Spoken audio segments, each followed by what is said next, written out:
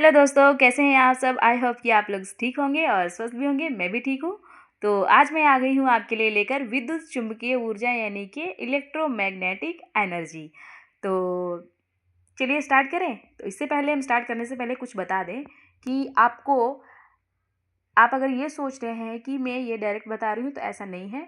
तो जैसे सुदूर संवेदन का अर्थ, परिभाषा और भू अवलोकन, कुछ इसके इंट्रो, अवस्थाएं, प्रक्रियाएं सुदूर संवेदन की हमने सब कुछ यहाँ पे बता दी है। वायु फोटोग्राफी, उपग्रहिक प्रतिबिंब में अंतर भी बता रखा है। आप ये जो सभी वीडियो हमारे चैनल पे आपको मिल जाएंगी, आप वहाँ से देख लीजिए, वरना इस वीडियो के डिस्क्रिप्शन में आपको लिंक मिल जाएगा, आप वहाँ से ज़रूर देखिएगा।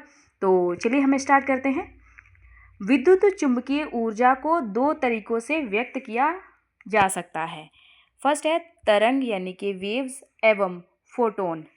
उत्सर्जित ऊर्जा जब लघु प्रकाश अंश को वहन करती है तो इसे फोटोन कहते हैं। किसे फोटोन क्या है कि जब लघु प्रकाश अंश को वहन करती है, तो उत्सर्जित ऊर्जा जब है लघु प्रकाश अंश को वहन करती है तो इसे फोटोन कहते हैं। तरंग सिद्धांत के आधार पर प्रकाश ऊर्जा के साथ सीधे रेखा से विचरण करता है। प्रकाश के दो प्रमुख दोलन घटक होते हैं। फर्स्ट है विद्युत ऊर्जा, सेकंड है चुंबकीय ऊर्जा यानी कि इलेक्ट्रिकल एनर्जी और मैग्नेटिक एनर्जी। सौर ऊर्जा विद्युत ऊर्जा एवं चुंबकीय ऊर्जा के मध्य लगातार परिवर्तित होती हुई विचरित करती है। यही कारण है कि हम इसे विद्युत चुंबकीय ऊर्जा के नाम से जानते हैं। ये दोनों ऊर्जा के घटक निरंतर धनात्मक विद्युत ऊर्जा तथा उसी क्षण ऋणात्मक चुंबकीय ऊर्जा से अंतरक्रिया करती हुई संचारित होती है। संपूर्ण विद्युत चुंबकीय विकिरण यानी कि इलेक्ट्रोमैग्नेटिक रेडिएशन आकार में प्रकाश तरंग के समान व्यवहार करती है। संपूर्ण ईएमआर ऊर्जा प्रकाश की गति से दूरी तय करती है, जो लगभग 3 लाख किलोमीटर प्रति सेकंड है। यह अत्यधिक तीव्र है, लेकिन अंतरिक्ष में दूरी खगोलीय विद्या से संबंधित है। इस प्रकार सूर्य से उत्सर्जित प्रकाश को पृथ्वी तक पहुंचने में 8 मिनट का समय लगता है। विद्युत चुम्बकीय ऊर्जा का संचरण। विद्युत चुम्बकीय ऊर्जा गतिमान होती है। यह तरंगों के रूप में प्रकाश वेग से संचरण होती है। इसमें दो प्रकार की तरंगें होती हैं, ज्यावर्कीय विद्युत तरंग और ज्यावर्कीय चुंबकीय तरंग। इन तरंगों के रूप में गति करने वाले ऊर्जा को विद्युत चुम्बकीय ऊर्जा कहते हैं। ये एक दूसरे के साथ समकोण पर होती है तथा तरंग दिशा की ओर से भी समकोण बनाती है। तरंग दिशा की ओर विद्युत तरंगें गतिशील होती हैं, जिसे विद्युत क्षेत्र कहते हैं। तो चलिए आइए हम इस डायग्राम को कुछ समझ लेते हैं कि आप थोड़ा ऐसे समझिएगा कि जैसे हमारी सन एनर्जी है, उसमें से इलेक्ट्रोमैग्नेटिक रेडिएशन होती है, ठीक है, मतलब कंपन करते हुए आती है। अब कुछ इसी वेव में तो आएगी, ऐसे ऐसे करते हुए आती है, अब एकदम डायरेक्ट सीधे तो नहीं आएगी, ठीक है। तो उसके अंदर कुछ इलेक्ट्रोमैग्नेटिक स्पेक्ट्रम्स होते हैं, जिसमें आप कह सकते हैं कि gamma ray, X ray, ultraviolet रे, विजिबल रे, इंफ्रारेड वेव और माइक्रोवेव, रेडियो वेव्स। आप इतनी सारी वेव्स होती हैं, ठीक है। आप विजिबल अब देख सकते हैं कि जो विजिबल रे है उसमें विबग्योर, ठीक है, यानी कि जो 7 कलर्स आपको दिखाई देते हैं वो। अब देखिए ये जो है, मान लीजिए कि ये हमारी जो है वेव्स चलते हुए आ रही हैं, ठीक है। अब इसको थोड़ा देखिए कि जो वेव्स होती हैं कुछ इस प्रकार से मैसे चलते हुए आती हैं, ठीक है, अपने इस फॉर्म में होते हुए आती हैं वेव, ठीक है। तो जब ये वेव चलेंगी तो इसमें जो है इलेक्ट्रिक फील्ड और मैग्नेटिक फील्ड तो होगा ही, ठीक। अब देखिए ये वाली जो वेव्स हैं, ऐसे ये जो दिख रही हैं ऊपर यहाँ से ऐसे ऐसे आ रही हैं, ये क्या है, ये इलेक्ट्रिक फील्ड है, ठीक है। और अब ध्यान रहे आपको कि इस और इस वाली, ये और ये जो सेम है, उस दोनों के बीच में ये क्या है, ये वेवलेंथ है, इसकी वेवलेंथ है, ठीक है। और ये वाला जो दिख रहा है आपको, यहाँ से ऐसे आते हुए यहाँ से यहाँ तक की ये इसकी वेवलेंथ है, ठीक, मैग्नेटिक फील्ड की, और ये जो है इसकी है इलेक्ट्रिक फील्ड की है ये, और ये मैग्नेटिक फील्ड की है, जिसे हम लैम्डा से प्रदर्शित करते हैं। ठीक है, आपको एक और बात बता दें कि इसमें आपको फ्रीक्वेंसी देखने को मिलेगा। वेवलेंथ क्या है? Distance between successive waves peaks. आप घबराइए मत, वेवलेंथ को भी आपकी वीडियो अलग से आपको मिलेगी। ठीक है, तो वेवलेंथ जो है इलेक्ट्रिक फील्ड की जो वेवलेंथ ये हो गई, और मैग्नेटिक फील्ड की यहाँ से यहाँ तक की हो गई। ठीक है, मैंने इसलिए यहाँ पे मेंशन नहीं, क्योंकि वेवलेंथ मतलब इसके और इसके बीच का डिस्टेंस है, तो आपको पता चल जाएगा। अब देखिए फ्रीक्वेंसी क्या है, कि अब ध्यान रहे, अब ये क्या है, ये क्या है, इसके बीच का ये वेव और इस वाली जो यहाँ से चलते हुए आ रही है इसकी, अब हम किसी भी वेव को ऐसे तो नापेंगे नहीं, ऐसे करके ही हम लिखेंगे ना। मतलब अगर हमें मान लीजिए एक स्केल लिया है, उसको नापना है, तो इसी से नापेंगे।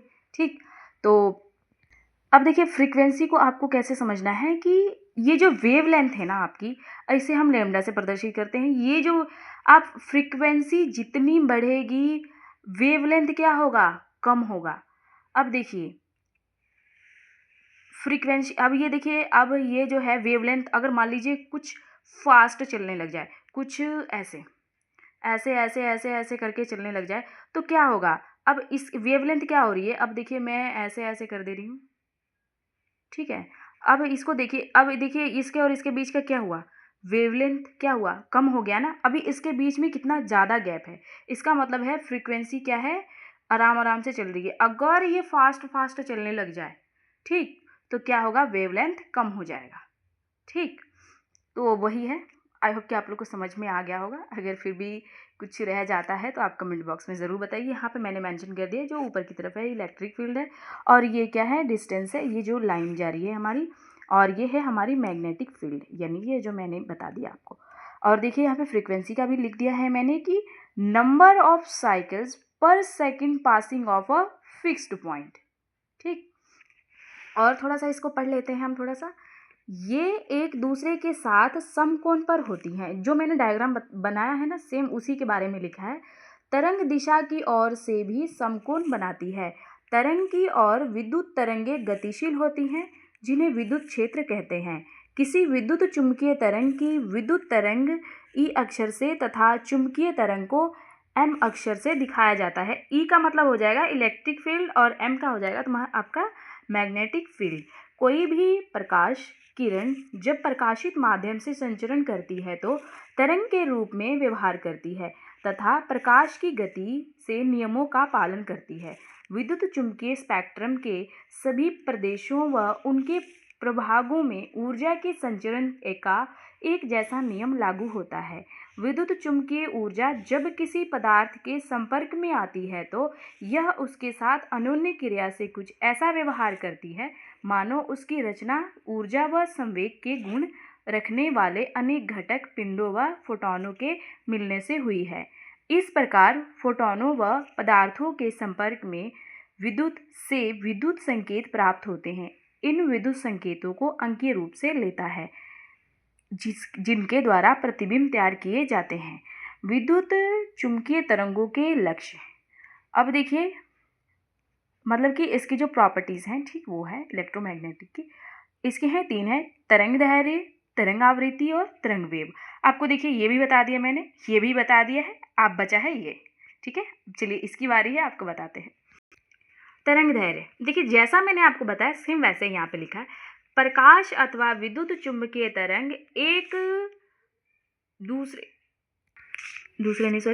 पूरे कंपन के समय, प्रकाश अथवा विद्युत चुम्बकीय तरंग एक पूरे कंपन के समय जितनी दूरी तय करती है उसे तरंग दैर्ध्य कहते हैं। आई होप कि आप लोग को याद हो गया होगा। तो तरंग आवृत्ति, विद्युत चुम्बकीय तरंग कंपन करती हुई गुजरती, देखिए कंपन का मतलब ये नहीं कि ठंडा लग रहा है और कांप रहे हैं आप लोग, ये वाला नहीं, ठीक है। वो जो आती है ना तरंग आपकी, तो वो कुछ ऐसे, वो भी ऐसे ऐसे हिलते हिलते आती है ना। पानी को कभी हिलाया आप लोगों ने? सेम वैसे ही विद्युत चुम्बकीय तरंग कंपन करती हुई गुजरती है। कंपन कई उत्तरोत्तर तरंग शीर्षों का निर्माण होता है। इस प्रकार एक निश्चित अवधि में जितने तरंग शीर्ष बनते हैं उनकी संख्या या आवृत्ति या बारंबार को तरंग आवृत्ति कहते हैं। तरंग वेग देखिए, कोई तरंग प्रकृति सेकंड में जितनी दूरी तय करती है, कोई भी तरंग प्रति सेकंड में जितनी दूरी तय करती है उसे तरंग चाल या वेग कहते हैं। यानी प्रति सेकंड में जितनी दूरी तय करेगी, ठीक है। चूंकि विद्युत चुम्बकीय विकिरण प्रकाश की चाल से चलता है, विद्युत चुम्बकीय जो विकिरण है ना वो प्रकाश की चाल से चलता है, इसीलिए विद्युत चुम्बकीय तरंगों को भी प्रकाश का ही वेग माना जाता है। निर्वात रूप में चलने पर प्रकाश की चाल 3 × 10⁸ सेंटीमीटर प्रति सेकंड है। वास्तव में 2,99,793 किलोमीटर करने के लिए 3,00,000 किलोमीटर प्रति सेकंड अथवा 3 × 10⁸ किलोमीटर मान लिया जाता है। देखिए, प्रकाश की चाल इसलिए इतनी है क्योंकि वास्तव में इतनी होती है, परंतु इसे पूर्ण अंकों में प्रस्तुत करने के लिए इतना बताया गया है, ठीक है, कि ताकि इसको अथवा 3 × 10⁸ किलोमीटर मान लिया जाता है। तो आई होप कि आपको वीडियो समझ आई होगी। तो कुछ भी अगर डाउट रह जाता है तो कमेंट बॉक्स में कमेंट कीजिए। मिलते हैं नेक्स्ट वीडियो में, तब तक के लिए बाय बाय।